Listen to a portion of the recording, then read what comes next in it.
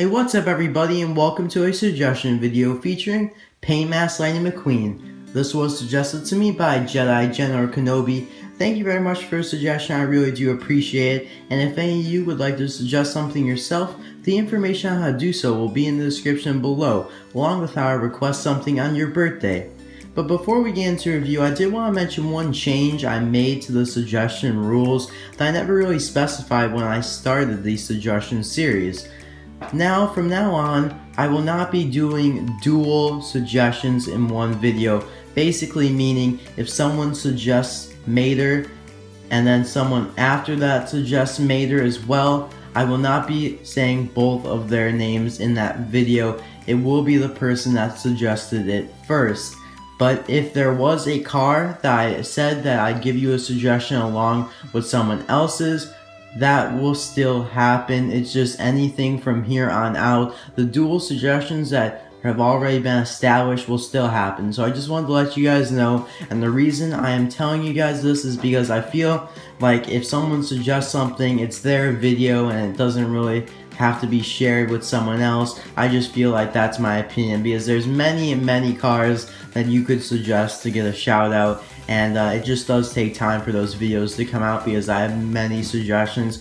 I'm getting them daily almost. So now let's get into a review of Mask Lightning McQueen. This is a really cool McQueen that was released in 2010 in the Final Lap Lenticular series. Now unfortunately, this is one of those cars that has only been released as a lenticular model, meaning that he has the moving eyes. You get this expression right here, or you get the expression over here where he's looking up to the right. Now this one's not horrible, but it's definitely not the best. As you probably saw in the thumbnail, you can kind of see how there's four eyes occasionally, like right there, there's four eyes, kind of right there, and that's really my main problem with the lenticular cars, is because you could always see all four eyes, which it should really look like that. That is really a good expression on him right there, but most of the time it's not like that, because it's never usually going to be at the angle where it's just up a little bit. It's never going to be at that angle. So unfortunately, this is not one of the best lenticular models, and hopefully maybe in the future he'll get a release non-lenticular eyes like some of the other ones, maybe like Mater with hood or Wilmer flats. So on the wheels here, we have the paint mask, which basically from the movie, he was getting himself all painted in this paint job right here, and they didn't want to paint the tires accidentally, so they cover them up with these things right here. So if they paint over the tires, it'll just go on this little sheet, and then they'll be able to pull off the sheet, and the tires will be untouched. Now all three of them are covered right now, except for this wheel in the back here, and it's just basically because they probably haven't gotten to that wheel yet. It hasn't been covered yet, so basically it's just kind of like a nice variation. Instead of having them all covered, I like that Mattel did that. However, this white wheel or the white wall tire here is much more white and very more solid than the usual white wall tires on cars. As you can see here, they're quite a bit different. I don't know why they changed it, I really don't, but for some reason they did.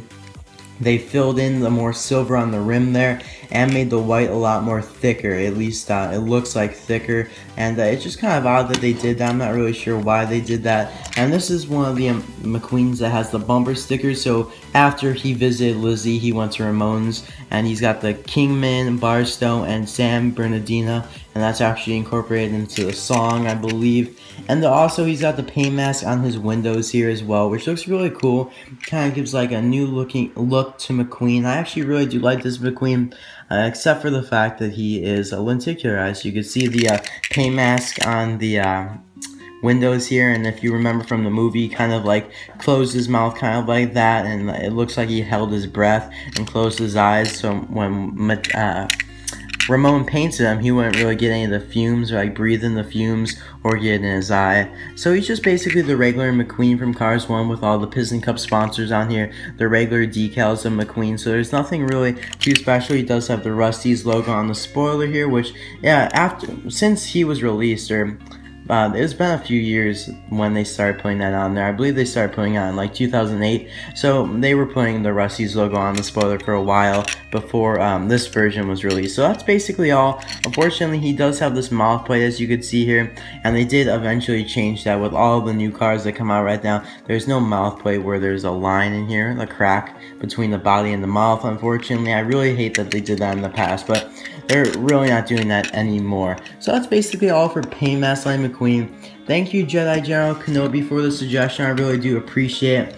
And I hope you guys did enjoy the video, but before we leave, I'd like to mention some 2016 2-packs that have been revealed, and I believe they're on some sort of Japanese website where this one user on Pixar Cars Diecast got them from, some pictures, and they'll appear on the screens here. But basically it gives us a look at some new series in 2016.